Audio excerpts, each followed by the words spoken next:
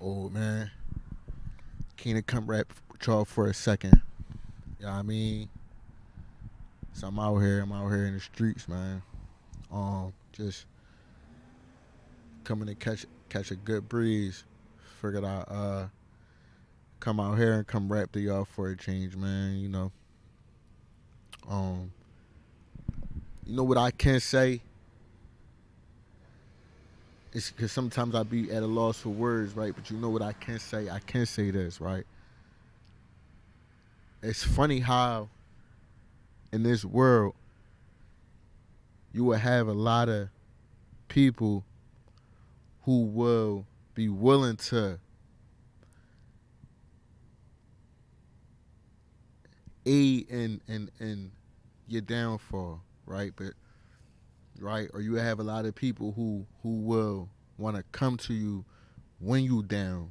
You ever realize that? Like, you ever notice that sometimes it's like people that as soon as you take a downfall, right, or if you take a setback in life, if you going through something, that's when they show up, and you be like, when you not really thinking, you think like, dang, they coming to rescue me.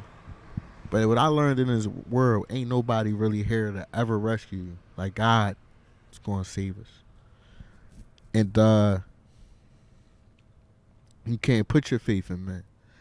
Because when you are down, that's when they come at you in a with a hand out, right? Like they want to help you or they want to lift you up, but really they don't want to pay you what you worth. They always want to just see you in that position, down beneath them, right? So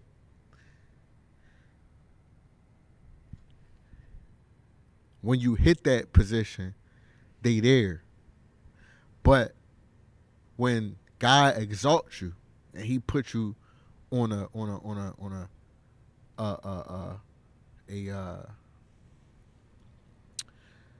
a vantage point, a place where like you can see everything, where He put you on top so you can see when He gives you vision.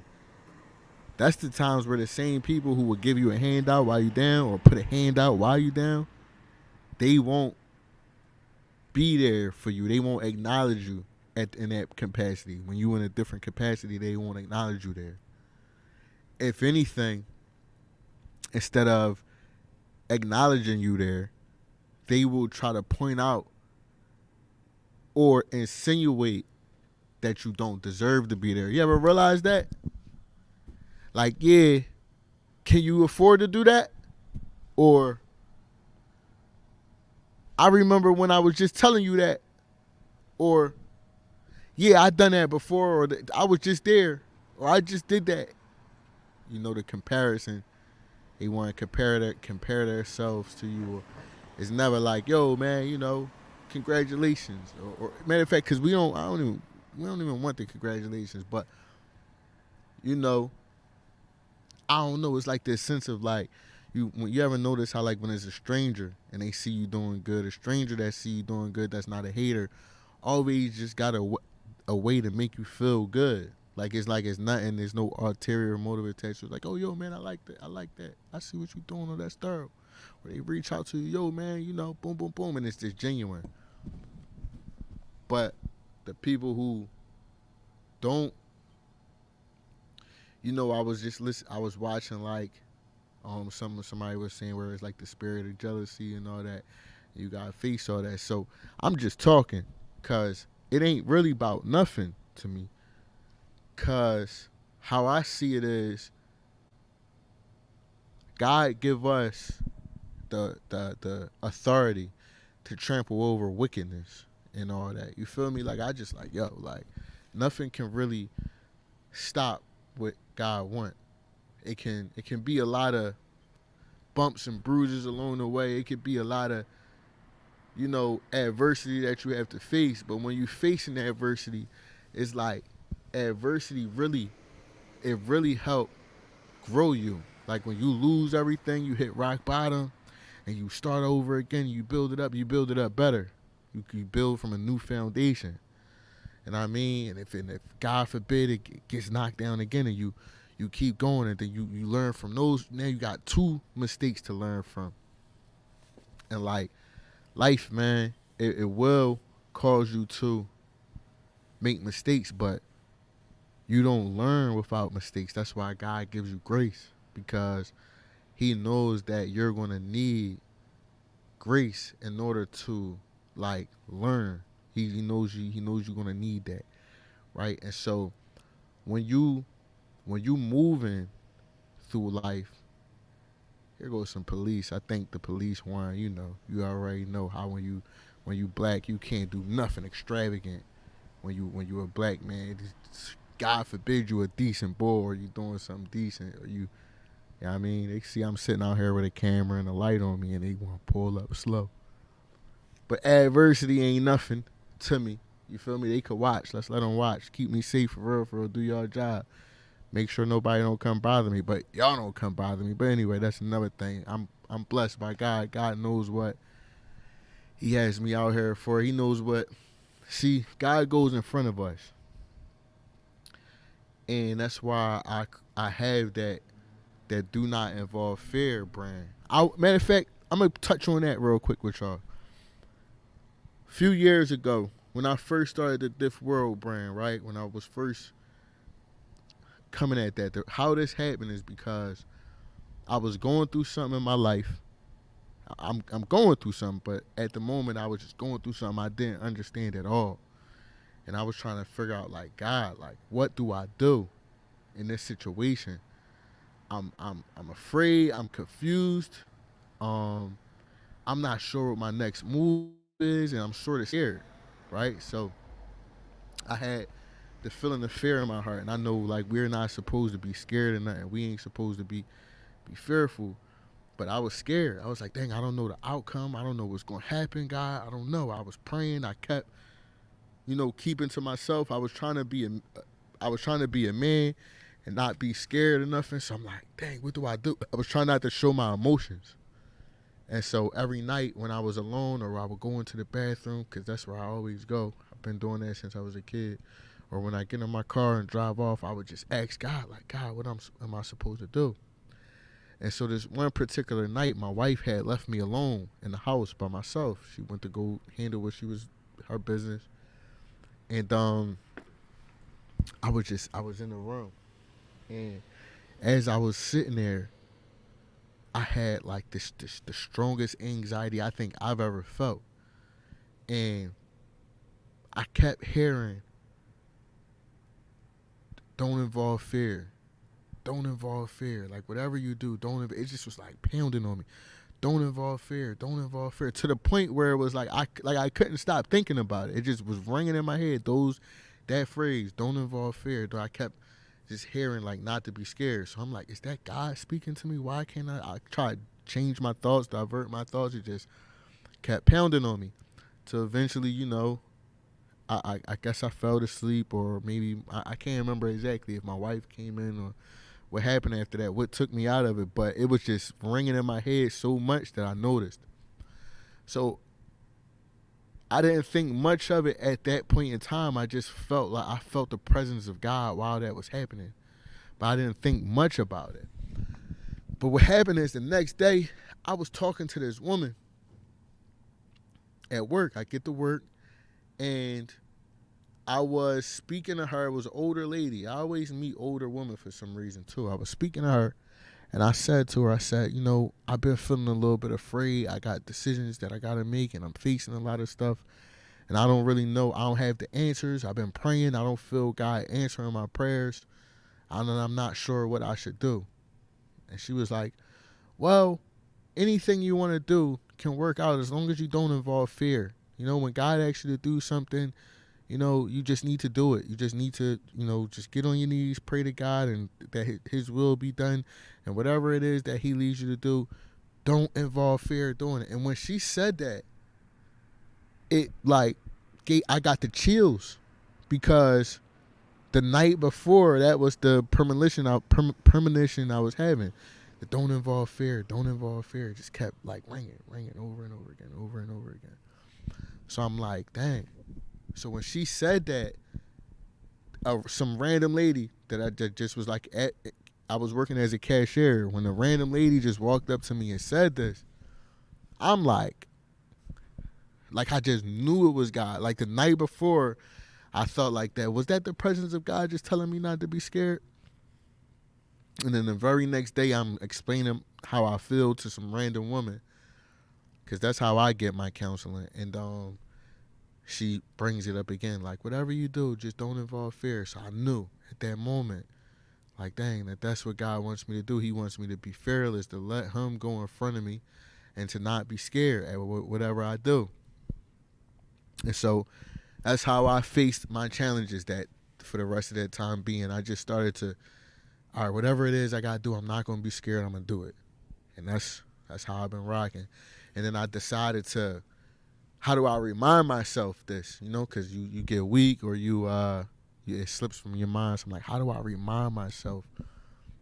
And so that's where the brand came from. I just understood, like, don't involve fear. So DIF, that's an acronym, and it stands for doesn't involve fear, or don't involve fear. And I made that brand so I can remember it. And as I've been growing it, my objective of it was to spread that ministry to other people too. Like, listen, God got us, and we're not going to be afraid of the wickedness that's in this world, or, you know, whatever challenges and adversities that we're facing. Let's face them boldly without being scared. And so that's how I've been living now. And it been coming in handy for me so much, because so much adversity is being thrown around in the form of social media, where you hear people spread their rhetoric. So much chaos amongst your peer groups, where you have peer groups who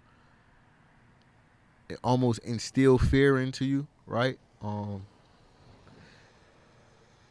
Reminding myself not to involve fear when I'm going forward has been detrimental for me, because now I'm not scared of anything.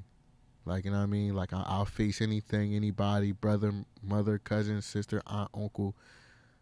I realize that God's truth is the protection. When you pray to God for protection, like, all right, God, I need your protection. How his shield is the truth. Like, if you just are honest with God, if you're honest with yourself, if you are being forward and transparent, as long as you're being transparent and you're being honest and you're being forward, God he can protect you. He can work through you.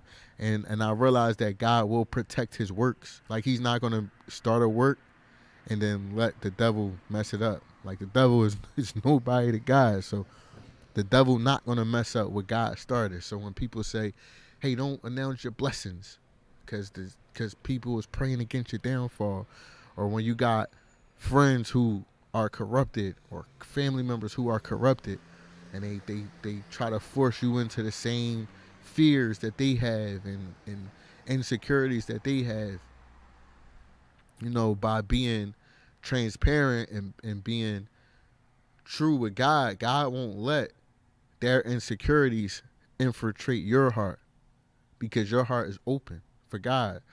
God won't let their fears infiltrate you and their wickedness infiltrate you, because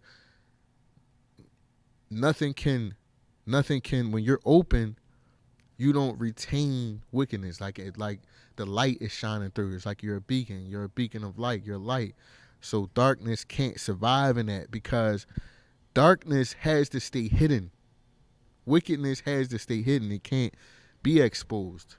It needs to be behind the scenes and held in darkness and secretism and you know, it needs to hide, be concealed. Remember when Adam and Eve sinned? The first thing they went and did was covered themselves and tried to hide from God. That's what wickedness is. It needs to hide and be concealed and secretive and manipulative evasive and elusive, and it's that's how it operates. That's how sin operates. That's how wickedness operates. So when you are transparent, you're going to be closer to God because it's nowhere for sin in you to hide. It's nowhere for wickedness to fester and dwell because it's you're exposed. Like, hey, look, God, this is me. This is what's happening. This is what's going on. And if you're in that state, then like I said, that's how God can protect you because now he you're close to him. And God loves us. And if you let God love you, he's not going to let you fail or let you be cold or homeless or hungry. You're his child. He takes care of birds and cats and rats and bugs and roaches, and he takes care of all those. And then our life is way more valuable than that. And that's just straight from the Bible. The Bible tells you that. So there's no way you're going to be close to God and then have to suffer or struggle. You only begin to suffer and struggle and go through all that stuff is when you draw out of God's presence, right? And then now, and you end sin, and then now, that's when Satan can hold you captive. And when he got you, he'll discard you, just like the biggest narcissist in the world. He'll take care of you while you do his will, while you're doing his work. But as soon as he no longer leads you, you'll be one of those people that's mentally disabled and walking down the street and homeless and crazy out of their mind, or you'll be a person who's locked in prison for some strange crime that you wouldn't even never thought you would have committed, or addicted to a hard drug and wouldn't even have never, nobody would have thought you would have been a person to get strung out on drugs. You know, Satan has a way of discarding you in his own way, where it's like you are led to your demise.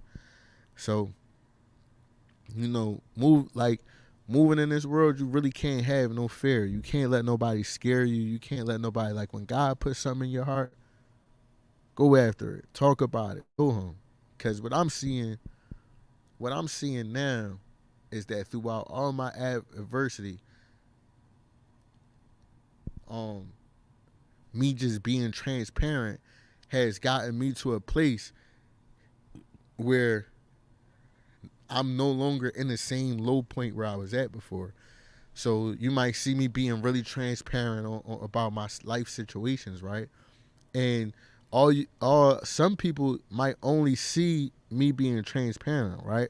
And that's all you see. You don't see my walk. You don't see when I'm walking throughout the streets. You don't see when I show up at work. You don't see when I show up to my local places where I show up at, how I'm received. You don't see how people are genuinely concerned about me. You don't see how I'm able to operate or what people are willing to, say to me. Sometimes people will walk up to me that may see my Facebook page or follow me on social media, and they might know a thing or two about me because I'm transparent. So when they see me, they'll walk up and they'll say, and this, you'll never see this on this side on Facebook because you're on the other side. But it might be a guy who just walks up to me and go, "Yo, man, I seen what you said the other day, and I've really been going through the same thing, and this is what the Black God said to me." And then I get a crazy word, or somebody else say, "Yo, man, listen, about what you said the other day, you should try this and da da da." Or, "Hey, man, listen, I know you've been going through a lot. Why don't you come join us here?" And I get all types of offers that come from God. I get all types of kudos, and it's just like God's able to work for me being transparent. When I talk to people and I give people my testimony, it helps people, or it helps me relate to people. And I feel as though that a lot of people could benefit from operating in this manner as well. I'll tell y'all one more story, then I'm gonna slide out of here, right? I'm gonna tell you where I really got this big where I got this big courage to do these type of things. When I was a young boy, my man Vine, hey Jay Keys, this one for you, bro. I think I might have told this story before, but I'm not sure if I told this story to people. So I'm gonna tell it now. I'm gonna tell it again if I've told it before. My man Jay, he sent me one day. He used to always call me in the morning, and he'd be like, "Yo, Let's go to Sam Ash. And Vaughn was like one of my first friends who ever used to like call me and reach out and ask me to do stuff. I came from the hood where dudes we used to just kind of bump into each other and be like, "Yo, what's up? Will, what's up? What we about to do?" I don't know, but we ain't never like really make plans or go out the city or go out the neighborhood we was from. So Vaughn was like one of the first bulls who used to be like, "Yo, let's go down here. Let's go do this." So at first I was skeptical because I wasn't used to it. And Jay hit me, and we used to go down. We used to get on the train, and we used to go so far. He used to take me all the way down Horsham, PA, and sometimes we just used to ride Scepter. And I was like, dang, bro, really got me out here in the mix. Far as I ever would go is like to North Philly, Longcrest, or something like that. So one day I was going through something, and Vaughn was like, I don't even know if he remembered this. He was like, he said, you need to go and talk to the guy, bro. And I was like, what you mean? He was like, I don't know, man. He said, hun, take this money, get on the bus I showed you, and go as far as the bus will take you. And when you get off the bus, look for like anybody who you think will, that's cool enough that you could talk to, that got time. Ask them if they got time to talk to them, and ask them for some advice. If they got time, just express everything to them. Tell them stuff you wouldn't tell me. Tell them stuff you wouldn't tell your mom, your dad, your brothers. Cause pick a person you think you will never ever see again. So that's the guy. So I'm all going through what I'm going through, and when I was younger, I was real impressionable too. So Vaughn telling me to do that, P sent me on a challenge. I'm like, all right, cool, I'm gonna do it. So I get on the train, I slide out, I go all the way down Warminster. That's where I went, Warminster, PA, and I meet, I think it was like a homeless guy or like I can't remember now, but I think he was homeless, and I meet dude, and I asked him if he could talk to me. He was like, "Yeah, man, I got some time. I'll talk to you." Da, da, da. And I don't remember exactly what I said. This was years ago now, but I do remember that I just did exactly what he said. I expressed everything to this dude. Like I told him deep secrets and stuff like that. I confessed to him a lot of stuff, and he was able to give to me a unbiased opinion because he doesn't know me. He hears my truth, and he was able to set me in a he was able to talk to me in a way that nobody could ever talk to me because I would never talk to anybody like that. So when you do things that you would never do, things come to you that would have never came to you. And so that's where I really learned that. So I really appreciate Jovan for that. And then throughout my life, I've just after that one experience, I've learned to use it over and over again. To whereas I've gotten comfortable now, where I don't even have to go far, or I don't even have to, you know, um, I don't even have to. I'm comfortable now talking to, just random people that's close that God. I feel like God doesn't mind me to rap with, and at this point in my life too, I live my life in a way where I'm so transparent. I don't even mind telling what I'll face all of my sins. I'll face everything head on, the worst of the worst. And even for my friends too. Like even when it comes down to my friends and my loved ones, I'll face the world with them too because I don't think I'm better than anybody. I don't think I don't think I'm better than nobody. I just think that I'm different. I understand that I'm so different as I've been going. I'm different than my brothers. I'm different than my cousins. I'm different than my friends. I'm different than my wife. Different than my mother. I was different than my father a little bit. Um, I guess the only person I think I'm better than, that I have the right to be better than, is my dad. Cause he gave me that was his task for me. So if I'm better than anybody, I'm better than my own father, my earthly father, and that's huge shoes to fill. Like, cause I look at my dad as like, he was the bull. That was the big me. You know what I'm saying? And it's hard to be better than him, but he's the person who I gotta be better than. But other than that, I'm not better than nobody else. Guess I said a lot.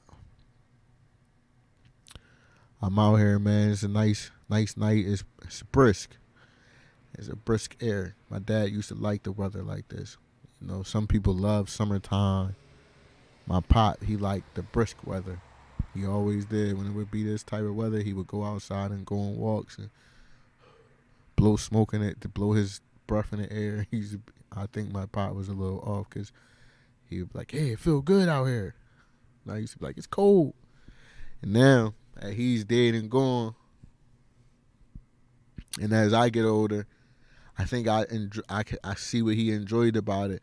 The earth has a different type of vibe when it's brisk like this, and everybody is on the move. It's like it's more tranquil. Nobody is nobody really wants to stop, and everybody going. So if you do take a second to stop, it's like you're just in the middle of everything that's moving around you. So I get what he liked about it. And every now and then when I get a chance to slow down, I can appreciate this weather too when it comes, I can appreciate it. I can appreciate a lot of things in life now. So I had to fight for a lot, still fighting. It's still so many things that I'm believing in God to do in my life. So many things I'm believing that I know God can do, that I know He can change, that I know He can fix. No matter what, I know God can do it. And it ain't none of this easy. The things that my body has to go through, things that my mind have to go through, ain't none of it easy. And I know a lot of men gotta go through the same type of journey.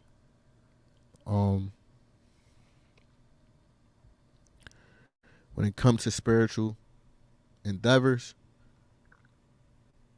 I could see through a lot of people. I can just see through a lot of stuff.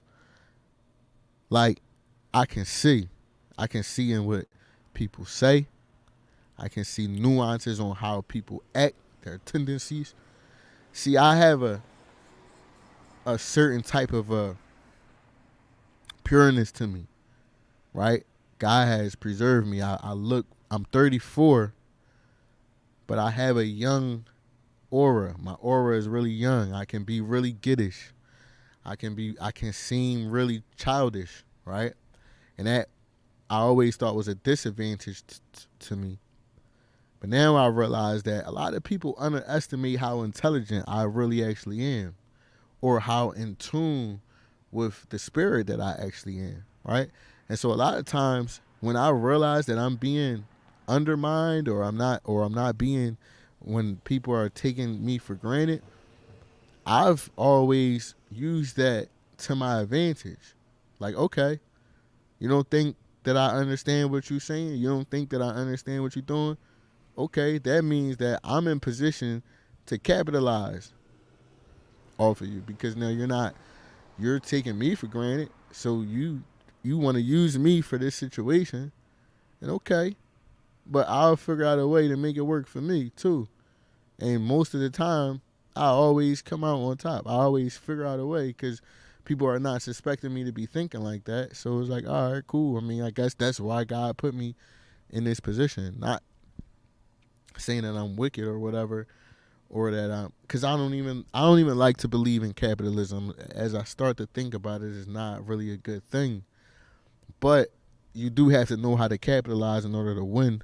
I feel like God is a strategic God, and if we're anything like Him, we do have to have some type of strategy, right? So, I'm very intelligent, and I see through a lot of things that people say and do. I can see when the spirit is not right in people, and I've always been able to see that, and I've always also been able to overlook it. Like, all right, cool, they not hurting me.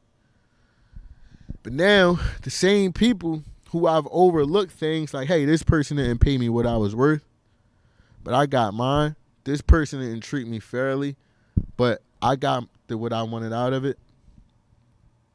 Now, since I'm not in the same low place anymore, I feel attacked. You know, when I'm now that I'm calling things out and I'm standing on certain things because I'm putting childish things away, I feel attacked. Like now people are like, oh snaps, I didn't know he was on that. He moving a little bit too fast now, or he see more than I thought he see now. We exposed too much to him now. So I feel attacked. And it's cool because I got I got authority over wickedness. That's when you realize your authority, and when you realize like who God exalted you to be, and you see your might, when you start to realize your strength, you know your pop be like, oh, you starting to smell yourself now. Yeah. Once you start realizing like, damn, this who I really am, and I ain't mean to say damn, I meant to say dang, but this who I am, this what I can do, God, this where you put me, this is what you want me to do. Once you start moving like that, oh, calm down. Oh, you arrogant. Oh, you in the wrong lane, or you ain't doing this, or you ain't being spiritual. People accuse you of doing things you're not doing. This when all the accusations come. Oh, what are you trying to tear down God's kingdom or build it up? A so-called friend just said that to me today. Somebody, you respect people too. Tell me like, what are you trying to do? You trying to tear down God's kingdom or build it up? And I'm like, what? Like you know what I know. You see what I see. And so if you think that I would want to tear down God's kingdom, and you want to portray that type of narrative under something that I've already spoke on, that's crazy, because that's not me. And so when people do stuff like that, it's like, yo, like that's really showing me you a little bit. Like what are you like? What you even trying to say? And then what is God's kingdom? These churches. With these high and mighty people who say scriptures out of the Bible and do whatever they want. Like you know how many people, and I don't care. You know how many people, wives, I see coming to the casino gambling. That's like, I'm like, man, that's a pastor's wife right there. I know her. That's a pastor's wife. I'm not saying no names, but I'm just saying like, dang, I'd be like, yo, they in here gambling. Like what? It throws me off. So when you say, am I trying to tear down God's kingdom? What is God? I'm trying to build God's kingdom, but I'm not trying to build it in a way of being a rich gatekeeper with a huge platform because I'm gay, or because I'm whatever, I'm a pushover, or because I'm a people pleaser. I don't want to be a people pleaser. I don't want to be a homo. I don't want to be a dare I say, child abuser or whatever, like whatever is going on in these churches. Whatever it is that's keeping y'all stuck I don't want to extort the church people for money. I don't want to manipulate people. I don't want to do whatever it is that keeps the churches that I've seen, the ones that we've seen, whatever it is that keeps them going, whatever keeps the people, yeah, hallelujah, and they know if something is wrong there, whatever keeps those people going. I don't want to be a part of that. I want to be a part of like a congregation where people, I don't want to be a Jehovah's Witness. I don't want to be Islamic. I don't want to be none of that. I want to be in an organization where people are, 1, transparent, 2, real with their feelings and each other, right? Like real, like people where you could say, yo, I trust my kids around them. People where you like, yo, I can tell you all my secrets, and I don't care if you tell your friend about it either. I don't want to be around people where I tell them, because not secrets, where I'm transparent with them, but now like I don't want them to go and have a conversation about it with another one of their friends. That's weird. Like people don't be understanding how weird all this stuff is in the world. Like if you talk to somebody about something, another person should be able to. You told me something, now I need to unpack it. It might be too much to me. We're all brothers in Christ, so I should be able to go talk to Deacon such and such about it, and he helps me, and we both come to you now. or we all three get through this. But it's so much like like weird um prerequisites or whatever. I don't even know the word to call it, but it's like where everybody is just structured in these confounds of bondage. I don't want to be a part of that. I want to be a part of something that's real, where it's like you meet people and they're thorough. They get it. Like where somebody knows how to be like, all right, you know what? I'm gonna commit to this, or you know what? I'm gonna do this because it's the right thing to do. I'm gonna do this because they deserve it. I'm not gonna do this because they don't deserve it. Um, just like having like a strong core value and a strong ethic of righteousness. It's like you never really find that. You find people who will, you know, because this person makes a certain amount of money, or because this person has a certain position, or because this person has a certain look, this person dresses a certain way, they drive a certain car, they're related to a certain friend, they're it's always like that is where it is, where I'm going with it. And it's like that, how is that the a godly thing, right? And then yeah, it's like I just don't want that. I want to be a part of like friends who don't argue with you or compete with you or switch up on you, or you know what I mean, like friends who you can have differences with and still get along. Like, you know what I mean, like, oh, you know what, bro, I don't, you know, like those songs, and the person is like, all right, you know what, that's cool, I won't play them when I'm around you, or and you know what, man, I don't like that those the food you make. I'm like, all right, man, you know what, when you come around me, we cook. Like, just like it's so hard to have like people that can agree to disagree healthily and still be cool. Dude said to me, he said, man, whenever somebody disagree with you, I don't care about nobody not agreeing with me, right? I care about people being righteous. Like, so you get where people don't agree with you, so now they try to blackball you or slander you or shade you or make you look bad or try to swing the favoritism and all that stuff. Like, that's what I don't like. You know what I mean? Or to act like, man, look, I'm rambling. I'm out here though. I'm out here and guess I'm about to take it back in the crib. I guess I'm getting ready to slide in and all that. Been out here rapping with y'all for a minute. Just out here catching a breeze. I'm starting to get cold now. I ain't gonna lie to you. Starting to get cold out this joint. So I'm about to slide out. Yeah. Yeah. It definitely feel good out here though, I ain't gonna lie. But it's like good and cool. So I'm about to go somewhere warm. So yeah, man. Started to rap, sing, but I don't know. Like I really don't be having no words to be so hard to do music right now in this season that I'm in, cause it's like I don't really be feeling like I don't be having like the like that joyous. I don't be having like that joyous feeling, like, you know what I mean. And the crazy part is I used to blow a lot of weed, and so I don't know. Like, people always say like that, you know, that weed don't help with music, but being sober, it definitely is like a. I don't know. I still could rap and all that, but I definitely don't feel like. I don't know. I guess trying to be like in the spirit, and then I don't really know how I feel about Christian rap, or I don't really know how to do it. I guess I never did that, so it is kind of like a damper on my rap talent.